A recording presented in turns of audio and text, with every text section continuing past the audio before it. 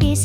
Handa na ngayon, tatawid sa kalsada, sabay ni kaibigang Ryan. Sa paralan, masaya ang umagang simula. Kaibigan, sa araw-araw, sama-sama kahit saan.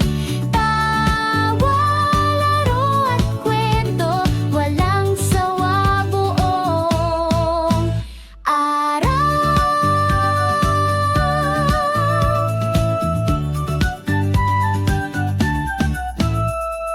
Sa silid-aralan kami nagbabasa, si mama'y nagtuturo habang kami nakikinig na.